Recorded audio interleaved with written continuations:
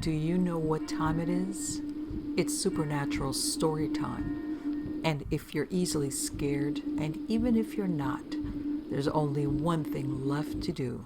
Just turn off the lights, because these are stories that you listen to only in the dark. Highway Horrors, Volume 2, Story Number 1. In the year of our Lord, 1976, a great number of road mishaps had been recorded in our island province. There were usually collisions of big trucks carrying sugar cane and traveling from one town to another. Some were motorcycle accidents caused by the poor condition of the roads, damaged by heavy rains and trucks. This was common in the tropics. But the most notorious of these accidents was the strange case on Highway 66, where none had yet survived and the deaths were horrific. Now, what's peculiar about this particular road was that the motorcycle accidents seemed to happen almost every week, at the same location, at the same time, at night.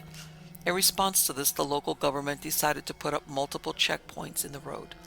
At first, their conclusion was that the accidents were due to the dark roads at night, as there were no lights in the highway of our poor province.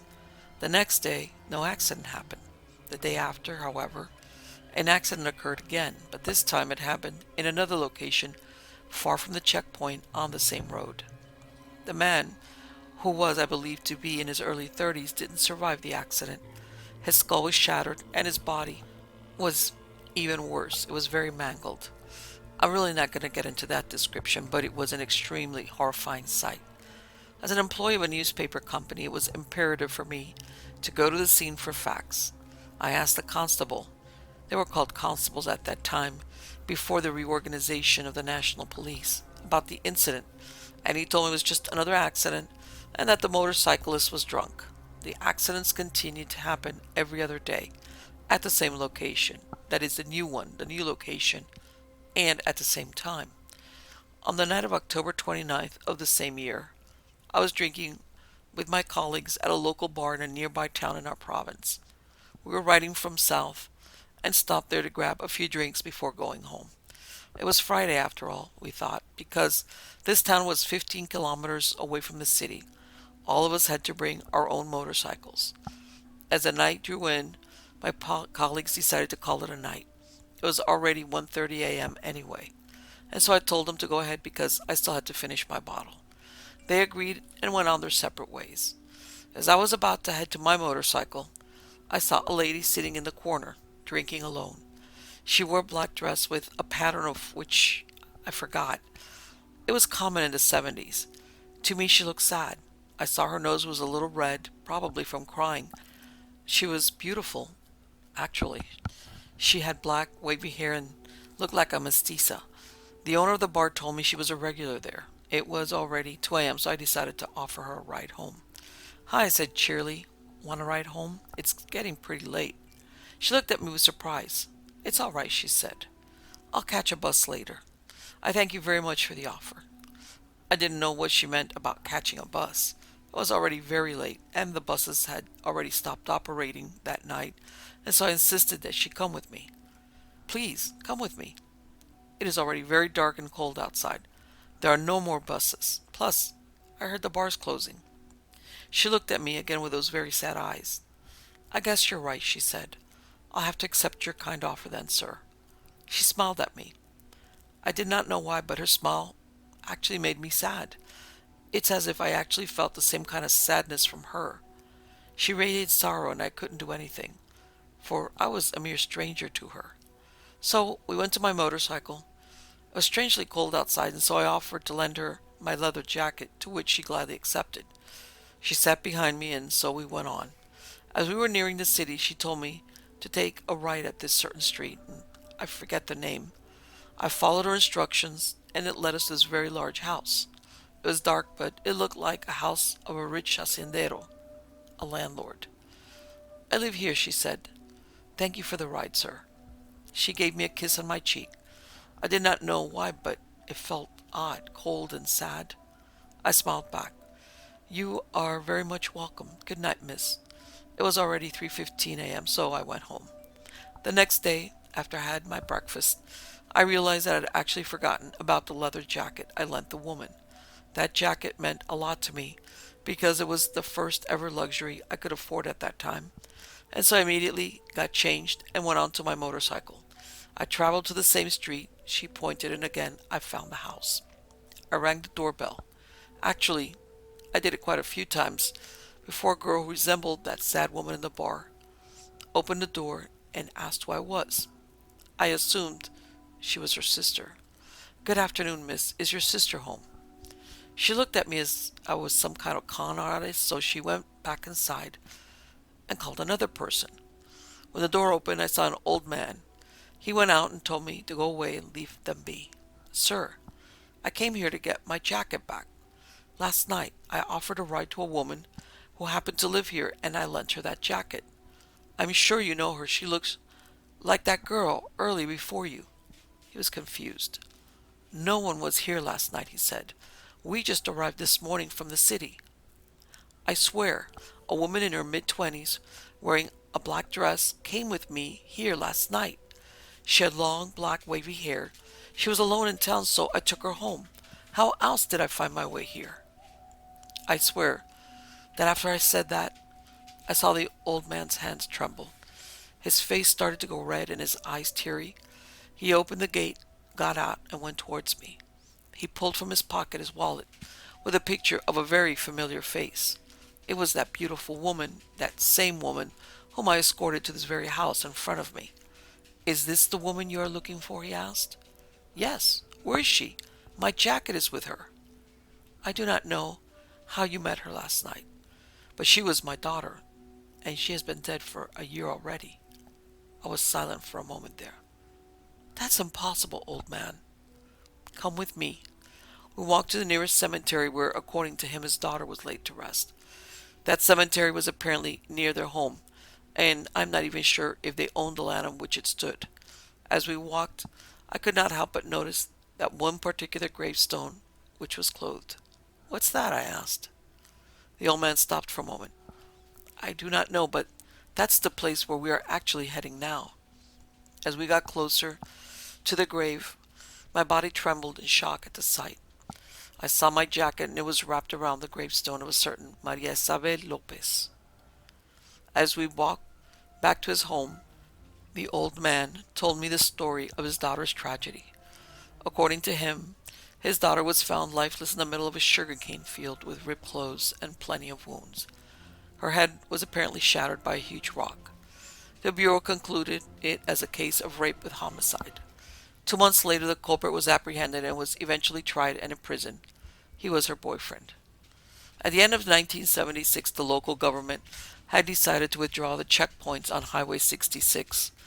In my interviews with the provincial executives, I learned that the local government did not need the checkpoints anymore, as the weekly accidents had already ceased. When asked about how they did it, they said it was because of their efficient and effective traffic management of the highway, their brilliance as executives, as well as the faithful cooperation of the motorists of traffic rules. I hope they're right about that. Story number 2. Me and my sister, we'd lived the better part of our lives on the road. As emancipated teen, I was given the responsibility of taking care of my younger sister. I won't get into the gritty details of how we ended up by ourselves, but two orphans can easily slip through the cracks when your hometown is Detroit. But our stories aren't about our struggles, living in the backseat of a car. Our stories are focused more on the obscure and horrific events that can take place on the open road. Some of our encounters feed into the local lore, and some are simply too strange to explain. Queenie and I were on our way to Seattle, Washington, to see the vast forest that surrounded it. Sightseeing had become a simple luxury of ours, and it brought a smile to Queenie's face. That was something I always enjoyed delivering. "Did you know that Interstate 90 is the longest interstate in the country?" she stated, her eyes staying glued to her travel guide. I gave a sigh while shaking my head, followed with a chuckle. Yes, I do," I retorted as we came upon a rest stop. "Finally, I haven't felt my ass for the past 20 miles, Queenie exclaimed as she bolted out the car window. "You're telling me. All right, 15 minutes. I'm gonna go find some gas. Be quick, I said, giving a quick wink. Life on the road isn't easy when the road and your vehicle are all you have. Theft is often a necessity, though never a preferred one. We usually only took what we needed, save for a few moments of pure greed. Sometimes a little sister needs a candy bar, and who am I to deny her one? I'd picked up a siphoning hose from an auto shop about a year prior, and boy did it save time. I could have 5 gallons of gas by the time most people were just getting to the restroom. Still, getting caught was always a possibility. I'd considered getting Queenie to do it, as she was much smaller and difficult to see, but a good brother would rarely put his 15-year-old sister in harm's way, even if it was only a simple crime like stealing gas. Just before the 15-minute mark was up, when things took a turn for the worse. I was pouring the gas into her car when Queenie came running back to the vehicle. She was pale-faced and sweaty, as if something had horrified her. Something other than the cleanliness of the restroom bathroom. "Did you fall in?" I stated, not taking note of her appearance. "Sammy, we have to go. There's something next to the stalls. Oh my God, it didn't have any skin," she exclaimed. My curiosity was grabbed at that point. "What? What kind of thing? An animal?" I asked, her state of fear seeming abnormal. She shook her head and just looked in the direction of the stalls. I followed her gaze, expecting to see nothing. I was rewarded for my ignorance with a gruesome sight that remains in my top 5 moments of pure horror. Its form was crooked and rigid, its lanky limbs bending in places you wouldn't expect a limb to bend. One single limb seemed to have 5 or more joints, all moving with a cringe-inducing crunch that cracked with each movement. Its lack of posture was of the least of our worries, though. While its face was human-like, its exterior, or lack thereof, was far from anything resembling a human.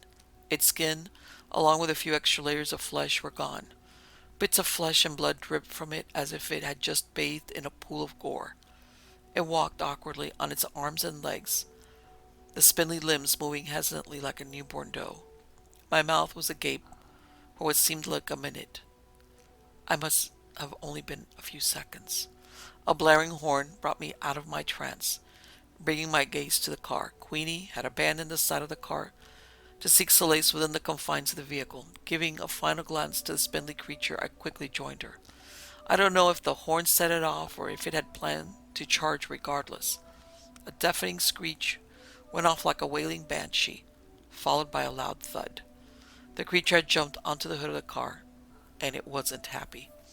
I cranked the vehicle and put it in reverse, flooring the pedal in my attempt to get away from the creature that was now slamming its fists into the car. Its determination to get inside the car was commendable, but it would have to forgive me for my attempt to prevent that. We skidded off back into the interstate, with the skinned bastard still clawing at the hood. Its lack of skin and general build didn't afford it the ability to hold on very well, and it soon fell off onto the pavement. And all of this, Queenie was screaming obscenities at the creature. While I was scared and alert, Queenie seemed almost pissed. She was a bright shade of red as she crawled into the back seat to look out the rear window. "Go F yourself, you creepy MFer," she yelled, her middle finger being pushed against the glass. We sped away at an alarmingly fast rate, putting as much distance between us and the monstrosity as possible. It wasn't until I heard my sister speak up again that I felt a sense of dread come over me. "Oh shit," she mumbled to herself.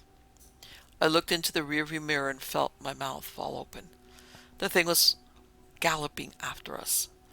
While its limbs would give it the appearance of being off balance, this thing was fast and determined. Sammy? Floor it. That thing isn't done with us," my foul-mouthed sister exclaimed. My foot was touching the floorboard, and we were only reaching about 90 miles per hour. It would give me serious reasoning to upgrade our vehicle the first chance we got. My eyes were in a constant battle between peering behind us to check the distance between us and the skinned man, and watching the road to make sure I didn't crash. After peering behind us, my eyes returned to the road ahead of us. It was the first time that I was thankful to see a pair of red and blue lights on top of a vehicle. My only thought now was, If a single officer could stop whatever this thing was, how useful would a single gun be against something that could run faster than a car? I didn't have time to weigh my options, though.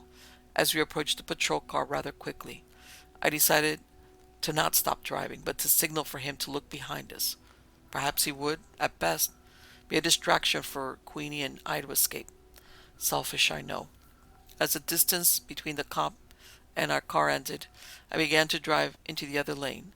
I flailed my free arm at the driver's side of the officers, trying to get a chance to grab his attention. He looked over at me with a confused look which mixed with anger soon after. Thankfully, he followed my gestures and examined his rear view. Not that it helped at this point. The skin creature had caught up to us in the time it took me to get to the officer. Thankfully may not seem like the right word to use, but it's the only thing that comes to mind. Instead of this thing attacking us, it settled on the officer instead. I only got a glimpse of its pounce as it came down upon the police car, slamming the hunk of steel into the pavement. I'm ashamed to say that I didn't stop driving, or even let my foot off the gas pedal for a second. My eyes stayed glued to the road, and I only know what happened because Queenie kept her eyes on the scene. In her words, the skin man tore the effing police dude out of the car and slammed him into the road. We were too far gone for her to get sight of anything else, but from her description it sounded like the officer wasn't going to make it. There was an exit that led to a small town about 10 miles away, and thanks to the siphon gas we were able to make it. Crime truly does pay sometimes. It was a small town, mostly populated by farmers and such. But we didn't go and try to save the police officer. We still felt we should tell the local police force. We parked outside the sheriff's office and marched our way inside. I need to report a death. Something on the interstate just got one of your officers, I blurted out at the front lady. She looked at me, blinking slowly, and dropped a clipboard with a pen attached to it. Fill this out then, and we'll file an officer report. Our officers will investigate the crime as soon as possible, she said as she returned her gaze to her computer. Queenie and I exchanged a brief look of confusion with each other before I leaned toward the counter. Ma'am, did you hear me? The guy is dead, or at least badly wounded. Something got to him and I began. I was interrupted by the sound of the door opening. An officer walked behind us, and only when my gaze fell upon his face did I truly become afraid. It was the officer from the road, standing tall and hunched. An impossible grin was plastered onto his face, and his eyes jumped between Queenie and I. Well, howdy there, strangers, he stated, though his voice seemed to put emphasis in strange parts of each word, like he didn't understand the use of the vowels. Queenie and I just stared for a moment, not sure what to make of it. How did you get away? What happened to that jumping thing? Queenie bursted out. The cop twisted his gaze to Queenie, his smile never fading. Why? I do not know what you mean. You two sped by me in such a rush. Now, why don't we get our names down and we can sort this confusion out, he said, waving his arms out in an exaggerated manner. Once again his words were all emphasized in a strange way. Queenie looked at me with a skeptical look, which I returned. Something was definitely off. No thanks. If you're all right, we'll just be heading out, I stated, gesturing for Queenie to head for the door. I didn't consider that the officer could have looked more menacing, but when his wide grin suddenly changed to a stern scowl, a shiver ran down my spine. We didn't stay long enough for him to object, but he did try to grab me as we bolted for the door. Luckily, we both managed to get out to the car before he could say or do anything. He was standing in the doorway of the office as we backed up into the road. His scowl had faded back into that impossible grin as he tipped his head awkwardly at us, his whole head bowing with gesture. I remember looking around as we drove off. There was no police cruiser in sight. That was the last we saw of the officer or the skinless man. We've driven through that interstate more times than we can count, and have never encountered either of them again. Strangely enough, though, we did happen across that town once more. Everything was the same, save for a missing person sign. It was the officer that we saw that day. Only his smile in the photo didn't seem nearly as impossible. Next story. It's an overcast day in late June 2019. My coworker and I arrived at the Arden Road house before 1 p.m.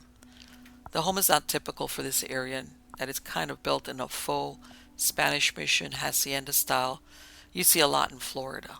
It looked faded and a bit dirty, as though a dingy shadow was permanently cast on the exterior. The interior of the house was cast in the same dirty shadow, but no lights are on. The property is teeming with activity, though. Contractors, landscapers, and plumbers are hard at work getting the house ready for the new tenants to move in. Immediately, there was a sense of hostility emanating from all around. Some of the contractors stared us down. Others wouldn't make eye contact at all. No one was smiling or laughing. In fact, they spoke barely audibly to one another. Right off the bat, we were on edge and felt like we had to keep an eye on our tools. But we had a long day ahead of us, so we headed to the pool. It was an in-ground pool with a side spa that had been sitting full and fetid for a few years, covered only by a child's safety net, not an actual pool cover. It was green and full of leaves as could be. We began by hauling a 2 and 3 horsepower pump the 400 feet to the pool, followed by the intake hoses, discharge hoses, then the power washer. It was my job to attach the hoses and find a spot to discharge the water out of the pool. The property's backyard ended in the woods, a rock wall, and these small stone mounds, about 5 of them. As I approached the mounds, I got a bad feeling in my stomach. They felt like they had been much bigger at one time, but had been deliberately scattered. I got the feeling I was on desecrated ground, and pumping water there was a really bad idea. I opted to put the hose in a small creek bed instead. As we began to drain, the new owner showed up and actually helped us the whole time with the job. And what a dirty and exhausting job it was. Every pump we had, both gas-powered and a small electric one for the spa, failed. The electrical outlets on the exterior and even the interior of the house we used would fail. One gas pump would finally start to work, then the other would die. The drain process should have taken no more than 25 or 35 minutes, and ended up taking hours. When it was finally time to power wash the pool, the drawstring on the power washer broke, and we had to tie string around the starting mechanism to get it going. The power washer, too, would intermittently die out or not perform normally. The homeowner threw his hands up in the air at one point and said, "What the hell's going on with your equipment?" I told him half jokingly that his new home is built on an Indian burial ground and he should take a look at the scattered rock mounds in the back. He gave me a look of total dismissal and mild annoyance. At one point, I had to get something out of the truck when a gentle giant of a plumber approached me and asked me if I had any small pieces of PVC to spare. I gave him some and told him of the problems we were having. He went from joking and affable to dead serious when he said, "Brother, I've been here for 2 days now and I don't want to ever come back here. Something ain't right here, and everything is going wrong for us too. One goddamn thing after another. Shit's breaking left and right." This was the hardest, most taxing, back-breaking, and longest day of work I've ever had. My coworker said as much, and he'd been in this industry since he was 15. The frustration with the failing equipment was the worst part. It was like the place was cursed because the pumps and power washer were top of the line and months old. We didn't leave until 8 p.m. and were reamed out for costing our boss money and lost time. It was miserable. The owner thanked us and tipped us well and sent us on our way. On our way home, we talked about how many things went so wrong that day for no good reason. Now, it's late July and the homeowner and his family have moved in. They've left for vacation though and wanted their pool clean for when they came back. I and a different coworker show up around 1. It's just us on the scene this time, no one else around. The weather was identical to the first visit, overcast and muggy. As we wheeled our vacuum cart past the house, we both stopped dead in our tracks. My hair raised and I felt like we were not being watched, but being leered at by the most sinister force I've ever felt. Imagine a psychotic murderer in a supermax prison menacing any guard that passes by their cell. My coworker, let's call him Ryan, quickly piped up, "Do you feel that, bro?" I said I absolutely did. Ryan was an extremely polite, well-mannered, and intelligent young man, but suffered from bad anxiety on a daily basis. Within minutes of arriving on the property, he was barely able to function. Whatever was inside his house was getting inside and on top of Ryan's mind. He would try to start setting equipment up, then freeze and just stare into the house. There were legitimate tears in his eyes 15 minutes on. He was terrified, and it was no mystery as to why. I was getting angrier and angrier by the minute, not at Ryan, but whatever malicious entity was toying with us. We began to see shadows flutter and job about inside the house. At one point, we heard a muted but audible thud inside, only to see the chandelier in the main room ever so slightly swaying and spinning, as it were just ever so slightly tapped by a hand. We pushed on, and I had Ryan vacuuming the pool with his back turned to the house. I tested the water and did my other tasks, intermittently stopping to take pics of the house in hopes of capturing anything. No luck with that. Ryan was always very methodical and efficient when he cleaned the pool. He was a bit of a perfectionist. This day, he looked at me with a countenance I've only seen in the pictures from Holocaust survivors and whimpered, "Can we please get out of here as soon as possible?" I could barely recognize him. We did what we had to do then, rushed cleaning up and putting things away. I was walking to our truck, past the side of the house that had basement windows. These windows were screened, and the basement was close to pitch black, with only very little sun coming in for light. But amidst the darkness, a figure, so much more black and solid than anything else, clearly stood out. It was a human form, but it was crouching on the balls of its feet, swaying and bouncing up and down just a little bit. I stopped several times and made sure it wasn't my reflection or an optical illusion. Anytime I moved, this thing would change position, like jump to another window to track or follow me. It was evident to me it was playing a game of I'm over here now, I'm over there type game. I finally stood up at one point and waved at me. As dark as it was, I could tell it was giving me a smile, made of pure evil and hatred. I finally lost it and yelled, "What do you want from us? This isn't your house anymore. Get over it." It didn't stop. On the walk back to the pool from my truck to collect more equipment, it did the same thing but with more intensity. This time its movements were faster and more menacing. It was making it known that it was faster than any person. If I could have described it, I would say it was a Rumpelstiltskin type of creature that came down a chimney and laughed in the caretaker's face, albeit in his dreams that felt was more real than real. That's not a bad description of what I experienced. Malicious, deformed, humanoid figure that lives to toy with people. We finally packed everything up and got the hell out of there. It's an experience I will never forget. For some reason, I would like to go back and confront it again.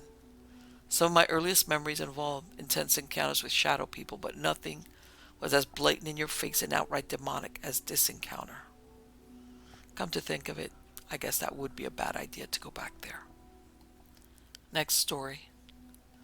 My name is Annie, and I investigate the paranormal.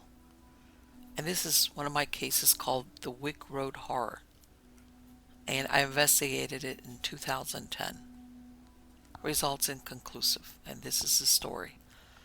At this time I was becoming known in the university as somebody who was willing to look into strange occurrences, and a particular professor friend of mine, who has remained a good friend ever since and who frequently helps me with my investigations, had been contacted by a relative in the town of Weston-super-Mare.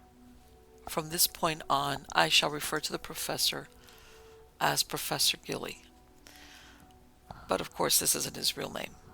The professor knew a warehouse owner who owned a property on the Wick Road in Weston-super-Mare, who had experienced terrible difficulties. The police had been dismissive of his troubles, and he had confided in Professor Gilly, and thus the case was brought to my attention. I was the most keen to investigate, and so I set off to meet with the warehouse owner, a lovely man but very troubled.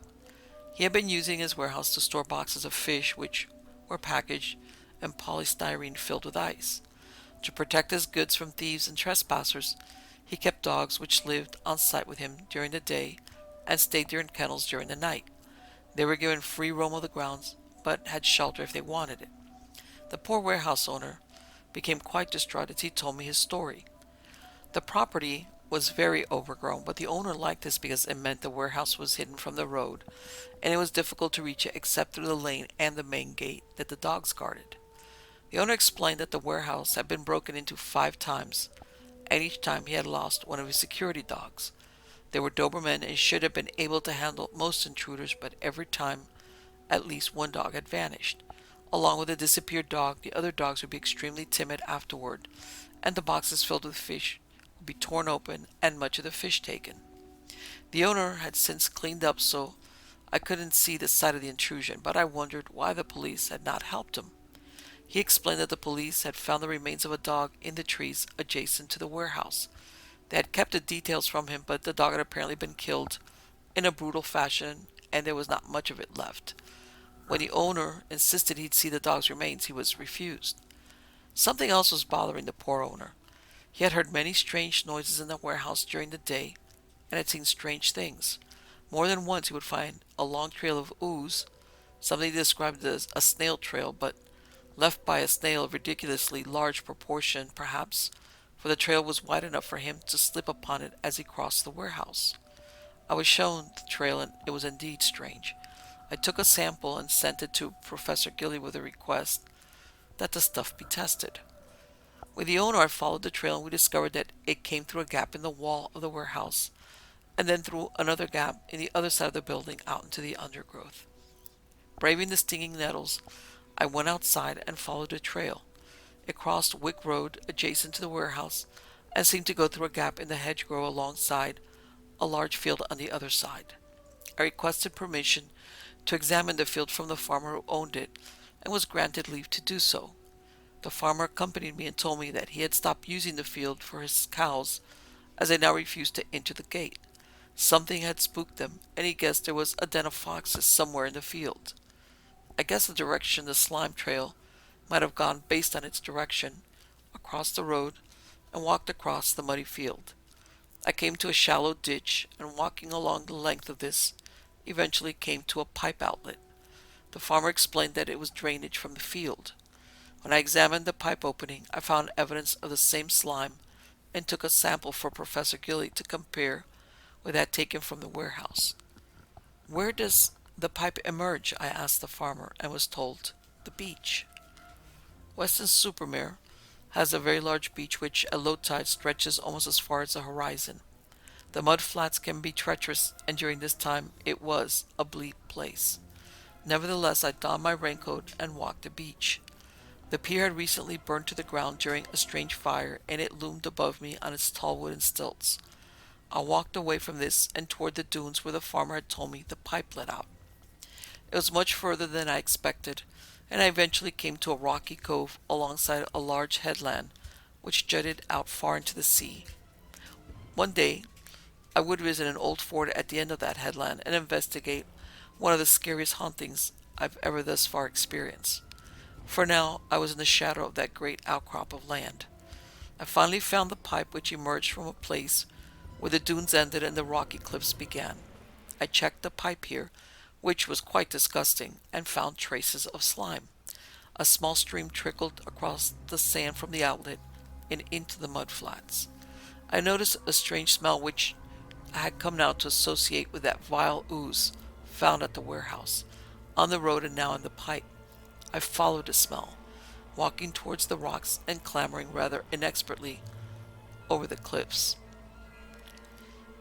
It was hidden behind a large rocky area, but Weston is a highly populated area, and I expected the cave was well known to locals. Indeed, as I explored deeper, I found evidence that individuals had been drinking in the cave.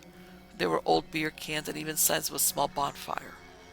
Further into the cave, the smell became much stronger, and I had to hold my hand over my mouth and nose, which is when I found, well, what it is, or I guess was the internal organs of something. That much was clear, but the blood seemed to be coming from somewhere above and trickling down the wall. I looked up and saw something that I shall never forget. A dog jammed into a narrow crack between the wall and the ceiling, its head and legs dangling and its belly open. The organs had spilled out onto the rocks, but there was also something terribly strange, cobweb or some kind of web-like slime all over the corpse of the dog. As I documented this, I heard movement in the back of the cave, and that smell returned to me. I sensed I was suddenly in great danger. Even if the killer of the dog was a deranged man with a knife, I did not want to meet him in the dark of that cave. So I stumbled out into the light, splashed through the pool in front of the cave, and hurried back toward the beach. Which is when suddenly I heard a thud next to me on the sand. I spun around, and as I did, I saw a big stone land a few feet away from me. I glanced up and to my amazement saw a man standing on the cliff top, throwing stones at me. Was this the killer of the dog? He looked wild-eyed and had long, shaggy hair. He certainly looked like a crazy killer and was clearly trying to do me damage with the rocks. "Stop! I'm recording you and will take this evidence to the police," I shouted, and immediately started recording him with my camera. He just kept throwing stones, and with each one he was getting closer. "Leave the Ederit alone," he shouted. And this is the word I now thought I heard, but I can't be sure that that's the word he used. Certainly it's how I heard it spoken, the Ederit. I ran because something about that word horrified me. The Ederit? What did it mean? I couldn't get the image of the dog out of my mind and the blood on the stones in the cave. I felt a blind panic suddenly and wished only to get as far away from there as I could. But more was to come, a horror worse than anything I had thus far encountered during my time as an investigator of the strange and the bizarre. Limbs like those of an octopus burst from the sand ahead of me and began to whip violently from side to side. I stopped in my tracks as they gained purchase on the rocks, and I held my camera to record them, hardly believing what I was witnessing. I shall try to do the best to describe it, but it drew itself out of the sand before me in a way that was incredible to present to even to anyone as how frightening it was. It was an abomination, something like a squid, but it crawled upon the sand, using its hideous tentacles to support it, dragging itself forward, leaving in its wake a foul trail of slime and filling all the air about with that terrible smell to which I had become so accustomed. From behind me, I could hear the lunatic on the cliff crying out, "Ederit! The Ederit shall take her!" But the creature was fat as a slug and slow. I didn't doubt that those lashing tentacles would do me a great deal of damage if they could wrap themselves around me, but I was not about to let that happen, and I ran for my life. I ran back to the warehouse where I collapsed exhausted. The warehouse owner had already shored up the gap in the wall of the warehouse with a large metal plate, and he and the farmer had been speaking about me and the thing I had discovered. Both were shocked by my state and even more shocked by what I had to tell them. The police accompanied me to the beach and the cave, but of the dog and the organs there was no sign, except for red stains on the rock. The slime was still there, but the Ederit was gone, and there was no sign of the strange man. Professor Gilly contacted me about a week later to tell me that tests on the samples had proven inconclusive. The slime was of a form of organic compound akin to liquidated fish scales. The assumption that had been made that I had sent samples of fish pie mix which I put through a blender and mixed with some kind of acetone-based organic resin. The police closed the investigation shortly after accompanying me to the cave. I was labeled an oddball, and my story was not believed. I showed the police the footage, but they dismissed it as a clever hoax. Only the warehouse owner and the farmer believed me, for they had seen the slime. The owner's dogs had been killed, and the farmer had seen how his cows had reacted to the presence of the thing in the field. The case remains open for me. Most intriguing for me is the wild man who threw stones at me from the cliff, for while the encounter with the Ederit itself was astonishing, I can't help but wonder about that man and what it was he was doing. He seemed to be protecting that vile monster, but for what reason I can't fathom. I hope to return soon, but maybe not. What do you think?